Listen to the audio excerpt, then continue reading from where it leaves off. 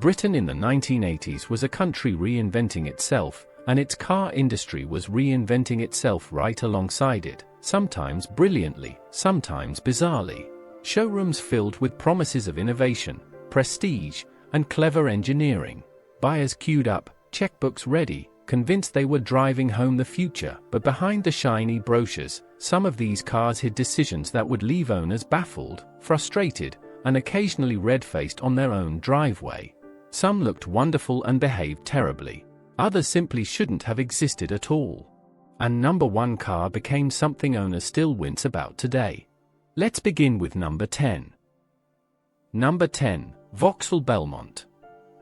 Vauxhall wanted a slice of the booming saloon market, so in 1986 it took the popular Astra hatchback and grafted on a boot, creating the Belmont.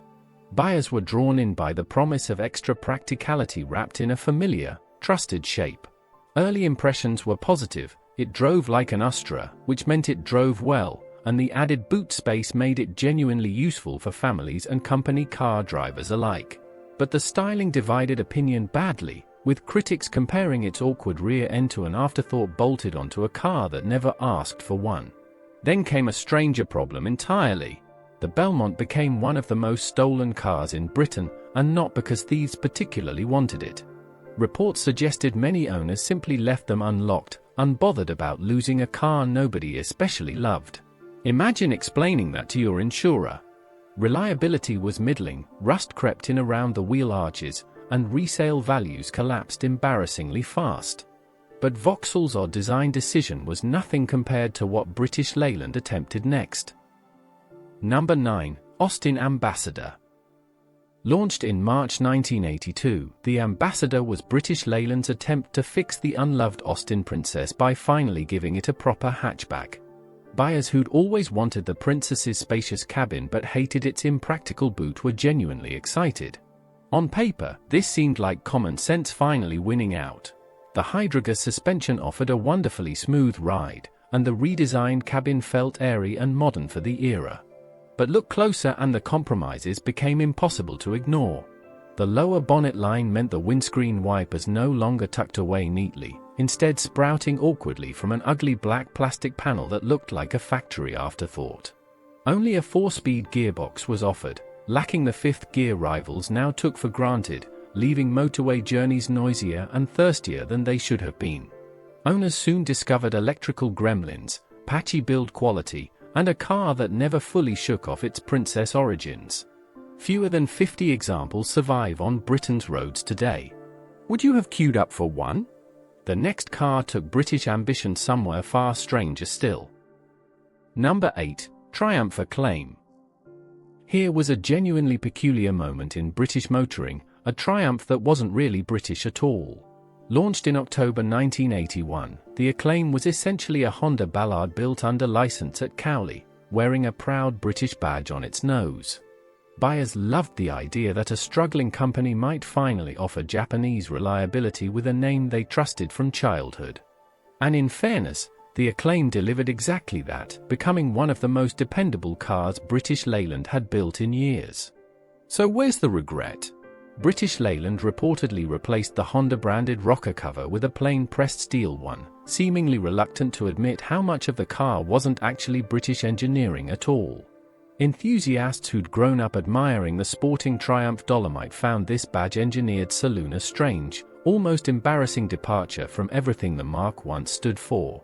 It would also be the very last car ever to wear the Triumph name. Have you ever owned a car that wasn't quite what its badge suggested?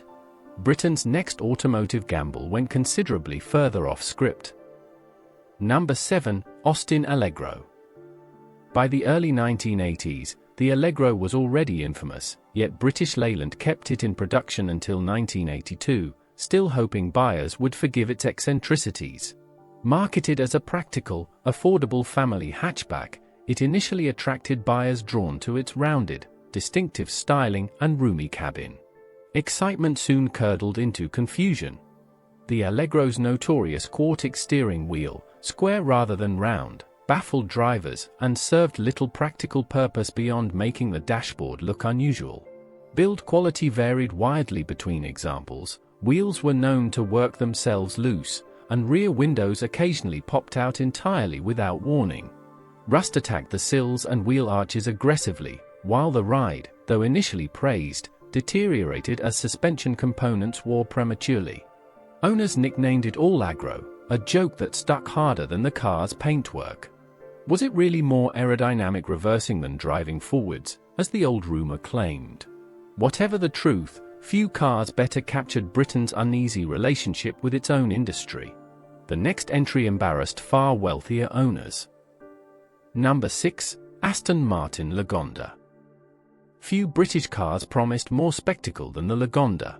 Its razor-sharp wedge styling, penned by William Townes, looked like nothing else on the road, and its digital dashboard made it the first production car anywhere to use computerized instrumentation. Wealthy buyers throughout the 1980s, particularly across the Middle East, queued eagerly for something genuinely futuristic. The reality proved painfully different. Development of the electronics alone cost 4 times the entire car's budget, yet the touch-sensitive switchgear and LED display remained notoriously unreliable, sometimes failing completely within weeks of delivery. Later Series 3 models replaced the troublesome LEDs with cathode ray tubes, which proved even less dependable. Repair bills reached eye-watering sums, and specialist technicians were scarce. If you're enjoying these forgotten British motoring stories, tell us which car has surprised you the most so far. Owning a Lagonda meant owning genuine 1980s ambition, but also genuine 1980s anxiety every time you turned the key. Britain's next experiment was arguably even bolder, and considerably rarer. Number 5. Reliant Rialto. Reliant replaced its beloved 3-wheeled Robin in 1982 with the Rialto, a squarer, more aerodynamic fiberglass machine built at Tamworth. Buyers attracted by cheap running costs, remarkable fuel economy, and the ability to drive one on a motorcycle license found the Rialto an appealing, thrifty alternative to a proper car. Excitement centered on its practicality, genuinely usable boot space, low insurance, and impressively frugal engines. But 3 wheels brought an unavoidable problem. The single front wheel made cornering unpredictable, and many owners quietly learned to treat roundabouts with real caution rather than confidence. Interior noise remained stubbornly high, rainwater crept through aging seals, and doors sometimes needed a firm slam before they'd shut properly. Passengers often felt every bump with startling clarity. Would you have trusted a 3-wheeler on a motorway slip road? For all its cult following today, plenty of original owners privately wished they'd simply bought a small hatchback instead. The next car aimed considerably higher, and fell considerably further. Number 4. Panther Solo. Car magazine once called it the most important British sports car since the E-Type Jaguar. Unveiled in 1987, the Solo promised genuine supercar ambition, a mid-engined, 4-wheel drive layout, aggressive styling with hidden headlamps, and performance that could reportedly trouble a BMW M5. Enthusiasts who'd put down deposits believed they were buying into something historic. Development dragged on for years. By the time type approval finally arrived in 1989, the promised £28,000 price had ballooned to almost £40,000, and the car itself already felt outdated against new arrivals. Worse still, the notchy 5-speed gearbox frustrated testers, and the 4-cylinder Ford engine never sounded remotely as special as the styling suggested. Of 125 hopeful depositors, only 13 stayed loyal long enough to actually receive a finished car. Production halted in 1991 after barely 2 dozen were built. That wasn't even the worst part, the failure took the entire Panther company down with it. The next entry embarrassed owners in a rather more public setting. Number 3. Rover 800. British Leyland's alliance with Honda in the mid-1980s seemed like salvation itself. Together they developed the Rover 800, sharing engineering with Honda's own Legend, and buyers were told they'd finally get Japanese precision wrapped in proper British luxury. Company directors and aspirational middle managers queued up, eager to be seen in something genuinely prestigious again. Then reality intervened.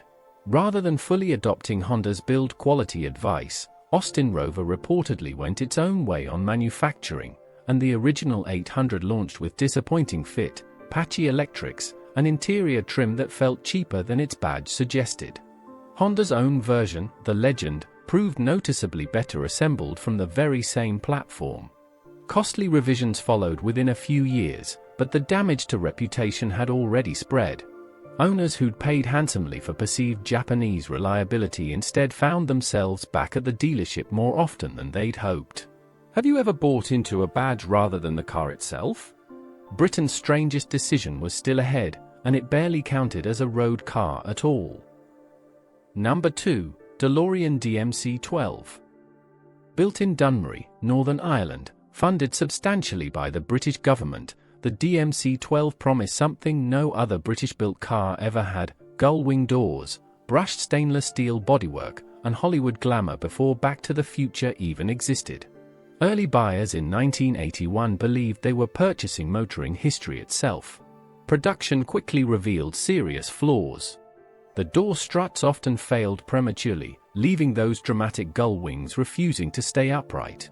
Faulty switches left interior lights draining the battery flat, a problem so notorious it reportedly struck television host Johnny Carson's own car within days of delivery. Underpowered for its dramatic looks, cramped for luggage, and prone to water leaking in through the door seals, the DMC-12 disappointed almost as often as it dazzled. By February 1982 the company entered receivership, and barely 300 examples remain registered in Britain today. Could you have lived with a car this famous, yet this flawed?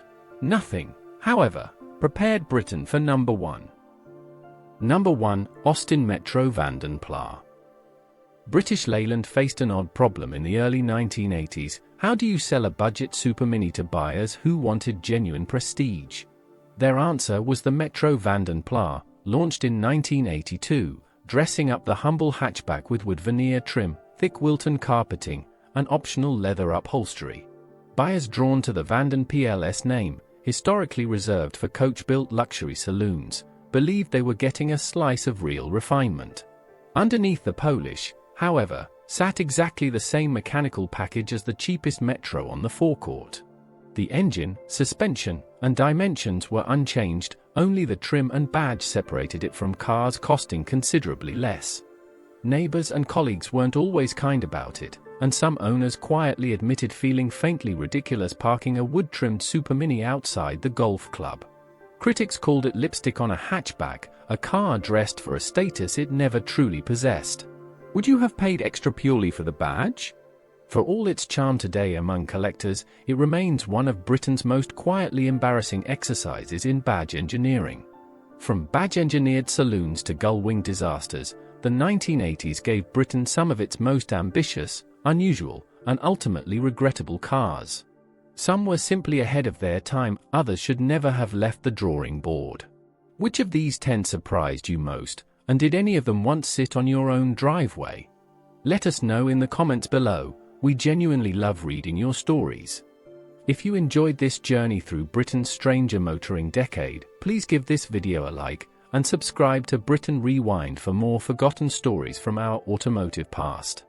Thank you for watching, and we'll see you in the next amazing video.